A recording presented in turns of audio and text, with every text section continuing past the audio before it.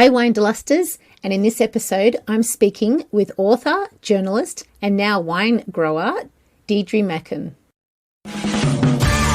Welcome to the Winderlust podcast. My name's Jeanene and I run a wine events business in Canberra.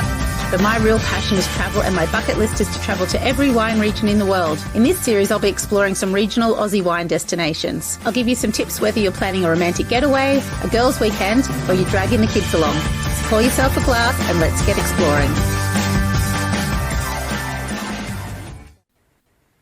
So I'd like to begin by acknowledging the traditional custodians of the land that I'm recording on and that I live at in Canberra, the Ngunnawal people. And I pay my respects to their elders, past and present, and I extend that to all Aboriginal and Torres Strait Islander people. I'm a bit of a bookworm, and one weekend I came across a book review called Growing Grapes Might Be Fun: How We Made a Vineyard Out of a Junkyard at Cockatoo Hill. The name intrigued me. It certainly sounded like a book that was up my alley. Then I noticed the author was Deirdre Macken. It was the same Deirdre Macken whose humour and wit I enjoy in her columns in the Weekend Australian Review pull out. Then I saw that Cockatoo Hill, quite nearby, is actually part of the Canberra wine region. I reached out and was thrilled when Deirdre agreed to chat with me. I really enjoyed this book.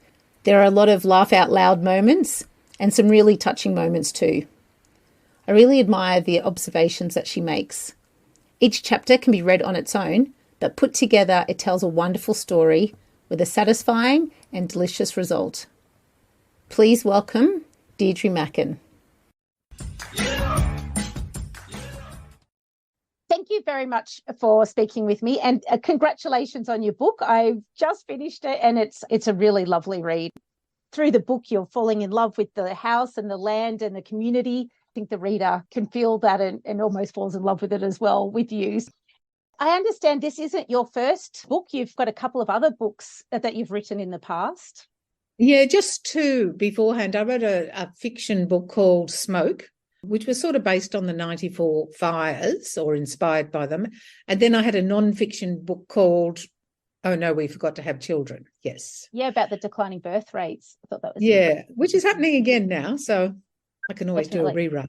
And so that's interesting when I came across that you'd written that book Smoke, because I didn't live in Sydney in 94, but because we've just had the bushfires in 2019 and actually reading that in your book, it really brought back memories of how awful that period of time was. Yeah. Was the 94 ones as bad as the 2019 ones? Well, the 94 ones hit us. I'm now a volunteer firefighter, but then I was just down at my dad's place in Pittwater because there were fires all around. And we did have one terrible night there. Some of us were evacuated and some of us managed to save the houses. But that actually sparked the whole community to form our own fire brigade. So, yeah, I'm a volunteer down there and sometimes get out for the big fires, as in, 2019. I think particularly after 2019, it really brought home how important it is to be part of your community and that volunteer work and how important it is. This book is set over like a 5-year period. I think it would be very hard to know at the beginning of your journey into this, getting the house and doing all the land and the works and planting, that you wanted to write a book at the start, or maybe as a writer you did know that you wanted to. I didn't have a plan. I take notes when I encounter interesting situations. So I thought I'd take notes for interesting happenings. And I didn't dare hope that it was going to be a book because, a lot of books aren't published. And I didn't want in my mind to be thinking, oh, I hope this is a book. And I didn't want in my mind to be, oh, people are going to read this, so therefore I have to be careful what I say. I just wanted it to be, raw notes, and I'd figure out what to do with it if and when I got enough raw notes. And a couple of years ago, I decided to look at what I had, and I discovered I had about 30,000 words. And I thought, oh, this actually could be, the start of something. So I took more notes more diligently for the last couple of years. And once I got it to 50, 55, I thought, yeah, this is worth exploring and seeing if I can structure it into a book, see whether there's any interest in it. So it was very organic and it was very slow, but I certainly didn't want the pressure from the start to think, oh, I'm writing for an audience, because you write differently when you're writing for an audience rather than a diary style book. I was thinking that you must have kept very good diary entries, because I loved, like, there's some of the observations of things that a lot of people would just not notice. There's like the tradition of baking and taking cakes over to your mums or to different people, and like even the weeds taking over and things like that, that we all see and maybe in the moment when we deal with it, but you captured some things that are very ordinary, I guess, really beautifully. Yeah, that's the nature of deciding to do a diary. Like I do a lot of writing when I travel, because when you first get to a place, you think, oh, wow, this is really weird. They do this, or this is what's happening. And it feels so fresh. You see it the first time. By the time you're there for a week or so, you don't tend to see those things. So when I started getting that down here, thinking about, oh, you know, country people relate to you differently. I wonder what it is, and what I'm saying to them, or what I'm not saying, what I should say or shouldn't say. And so you get that visceral sort of raw feeling, which is what I wanted to portray as a very much a city girl, sort of haphazardly sort of finding herself on a big, you know, block of land with plans to do something with it, and how hopeless, raw, unprepared, you know, vulnerable in a way you can feel in that situation. So I was really interested in my reaction to what I was being presented with a lot. Yeah, I did like a lot of that country city comparison. And your mum was a beautiful character in the book, so she's still going well. Yeah. No, she's still, you know, sort of loving the farming, and yeah, she's still really active in farming. She just loves the farming life.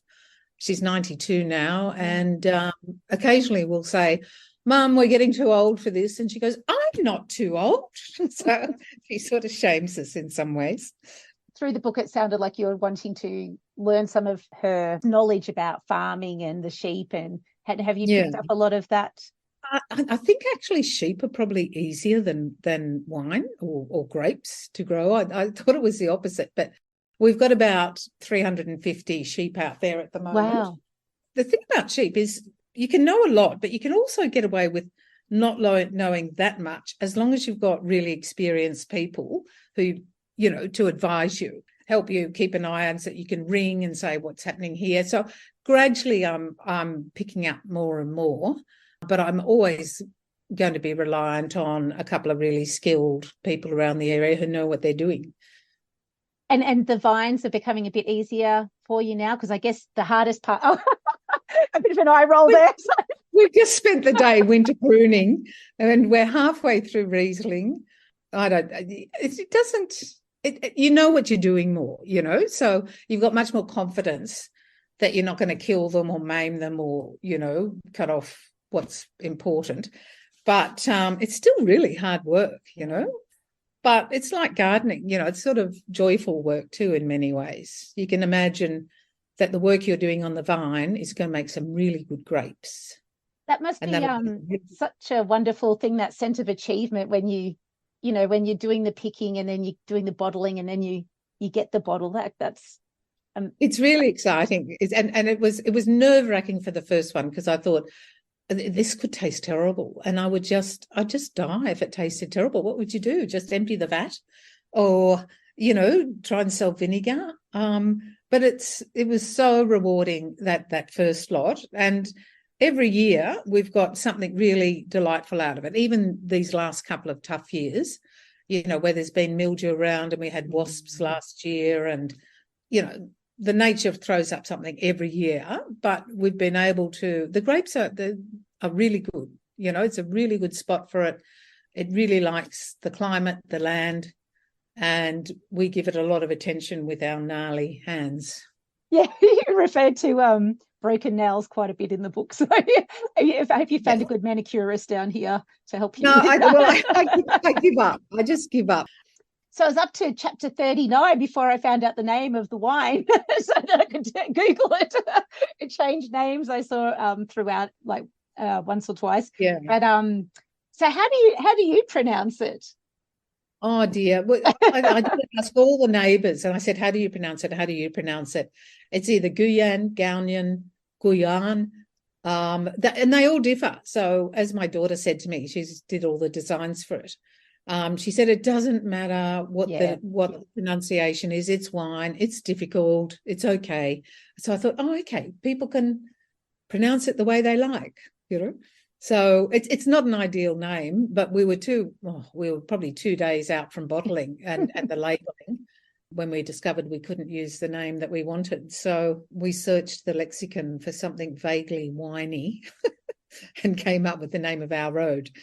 You said that like it came maybe derived from a few different places, but one of them was that the matriarch of the area, a white woman, one of the first white women settlers, had lots of children, and it was called maybe white baby in the Ngunnawal language. That's a story I like best, that Gounyan means white baby, because she was the first white settler to come through on the tail of Hamilton Hume. I think there were settlements up to Gunning by that stage, but not in Yass.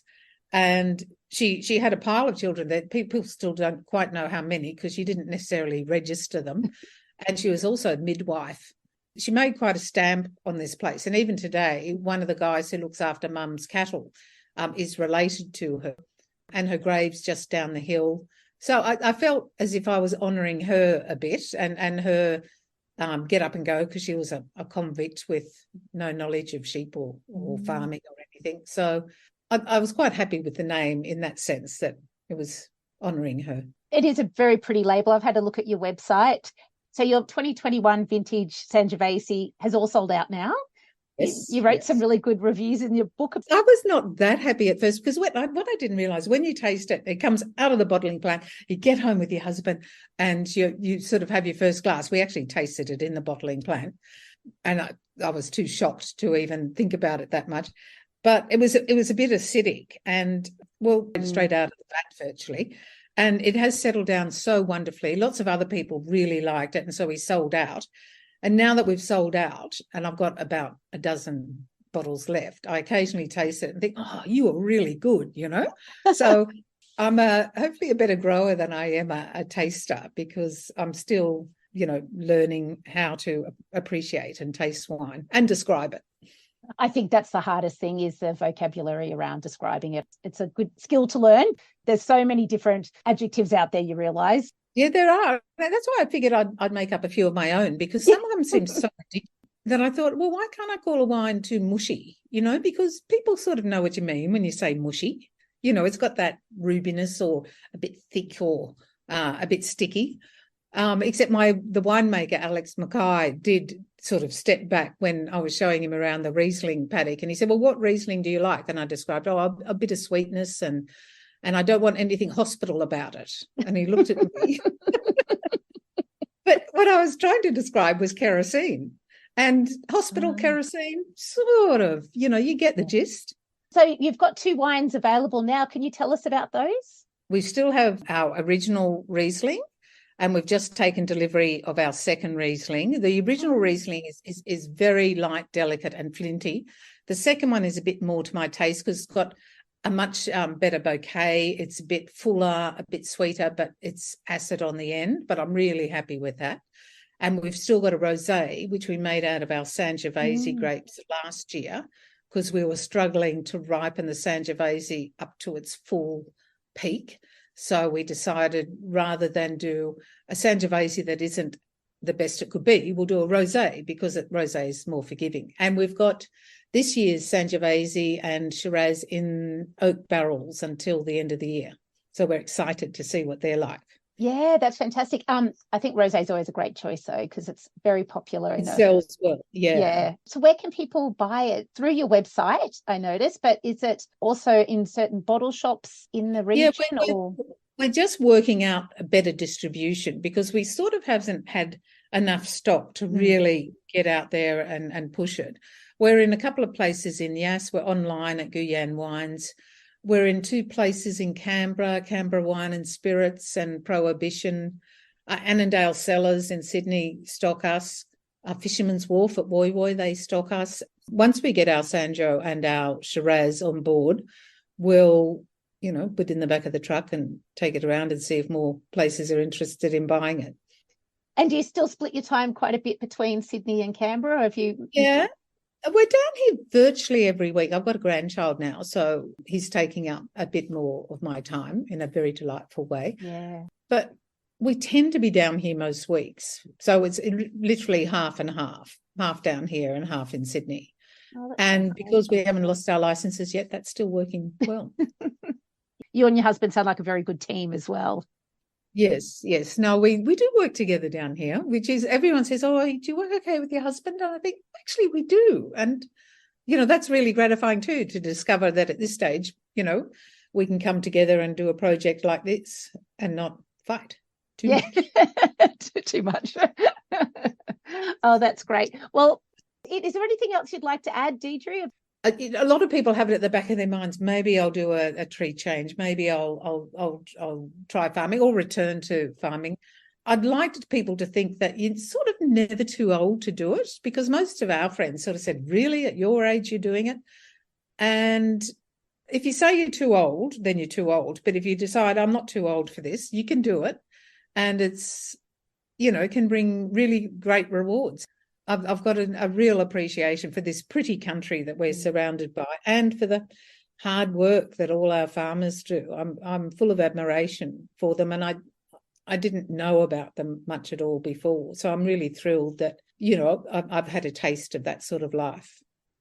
You're absolutely right. And I think reading that, I think I got a different perspective than what you see in the media. We often hear about hardships on the land, but you're actually living it and meeting people in the community, and especially around the drought. That was really touching, some of those chapters, and it just made you realise how difficult it is, that sort of lifestyle. Yeah. No, I keep saying to people, we should pay more for our food. Yes. And they should get more for their food. But more importantly, the supermarkets should sell food for only a tiny sliver of a margin. I think farmers deserve more.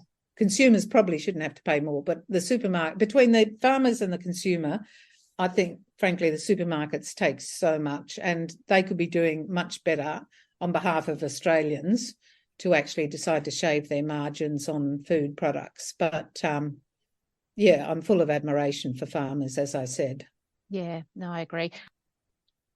I loved your references to you're in a vineyard with your floaty white linen dress, and it comes true sometimes, after all the hard work, you can do that. I've still got my jeans on and my working top and my rotten hands.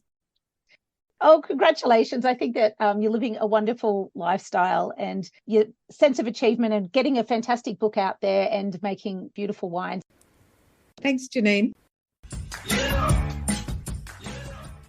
If you're listening to this episode when it's released and live near Canberra, Deirdre is appearing at the Canberra Writers' Festival this weekend.